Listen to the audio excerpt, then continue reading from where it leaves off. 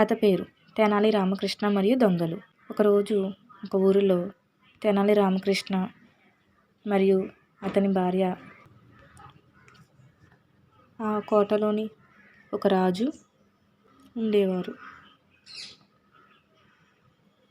కథ ఒకరోజు తెనాలి రామకృష్ణ ఇంట్లో దొంగలు వస్తున్నారని అతనికి సమాచారం వచ్చింది. అయితే ఆయన భయపడలేదు. ఓ తెలివైన ప్లాన్ వేశాడు. తన ఇంట్లో పక్కన ఏదో చప్పుడు వస్తున్నట్టు తనకి వాళ్ళ భార్యకి అనిపించింది.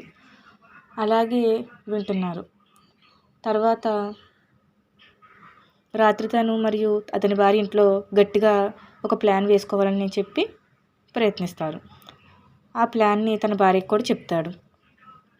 అప్పుడు మన ఇద్దరం గట్టిగా మాట్లాడుకుందాం, ఆ మాటలు బయట దొంగలు వినగలిగేలాగా జాగ్రత్త పడదాం అని చెప్పి తెనాలి రామకృష్ణ తన భార్యతో అంటాడు.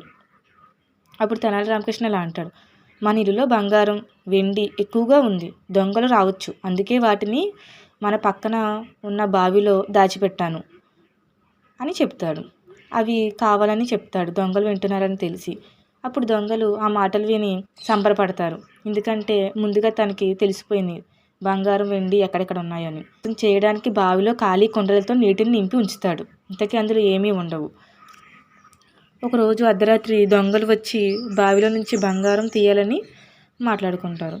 కానీ ఆ బావిలో ఉండే ఖాళీ కుండలను చూసి వాళ్ళలో వాళ్ళు అనుకుంటారు. ఇంతలో తెనాలి రామకృష్ణ మరియు రాజు సైనికులను పంపించాడు. దొంగలు బయటకు వచ్చేలోపు వాళ్ళను పట్టేశారు.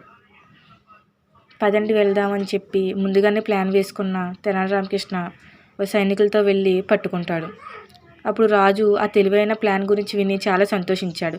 తెనాలి రామకృష్ణకు బహుమతిగా బంగారు నాణాలు ఇచ్చాడు. అలాగే మెచ్చుకుంటాడు. కథ సుఖాంతం. దొంగలు వచ్చారని మనకు ముందుగా తెలిస్తే ఇలాంటి ఏదో ఒక పథకం వేసి వాళ్ళని దాటించవచ్చు, బురిడి కొట్టించవచ్చు.